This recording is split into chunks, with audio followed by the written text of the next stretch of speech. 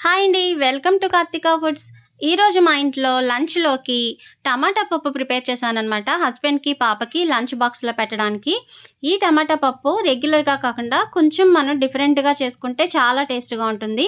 దీనికోసం ఏం చేయాలంటే, మనం పప్పును బాగా వాష్ చేసేసుకొని కుక్కర్‌లో పెట్టేసుకున్నాము. ఒక 5, 6 విజిల్స్ వచ్చేదాకా ఉడికించేసుకుంటాము. అది అలా ఉడుకుతూ ఉంటుంది. మనం ఈలోపు పాన్ పెట్టేసుకొని, ఆయిల్ వేసేసుకొని దీంట్లోకి ఆవాలు, జీలకర్ర, దీంట్లో అల్లం ముక్కలు వేస్తున్నానండి. మనం ఎప్పుడూ అల్లం వేసుకోం కదా రెగ్యులర్‌గా. ఇది కొంచెం అల్లం, వెల్లుల్లిపాయలు చిన్న చిన్న ముక్కలుగా కట్ చేసే వేసుకోవాలి. చితక్కొట్టి వేసుకోకుండా. ఇంకా అల్లం, వెల్లుల్లిపాయల తర్వాత కరివేపాకు, పచ్చిమిరపకాయలు, ఎండుమిరపకాయలు వేశాను. ఇంకా ఫైనల్‌గా ఇంగువ కూడా వేశాను. ఇంగువ మీకు ఆప్షనల్ అనమాట.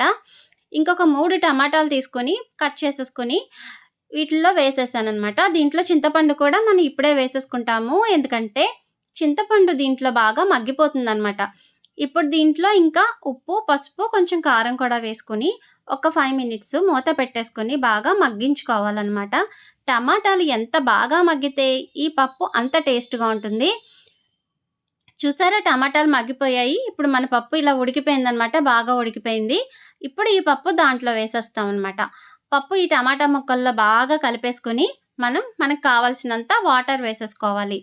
ఒక 3, 4 గ్లాసులు వాటర్ వేసుకుంటే సరిపోతుంది.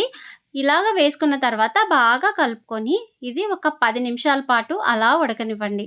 ఈ పప్పు చాలా టేస్ట్‌గా ఉంటుంది.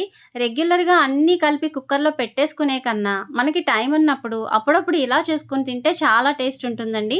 పిల్లలు కూడా చాలా బాగా తినేస్తారు. ఇంకా మన టమాటా పప్పు రెడీ అయిపోయినట్లే.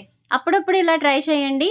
ఈ వీడియో గనుక మీకు నచ్చినట్లయితే మన ఛానల్‌ని తప్పకుండా సబ్స్క్రైబ్ చేసుకోండి. Thank you for watching.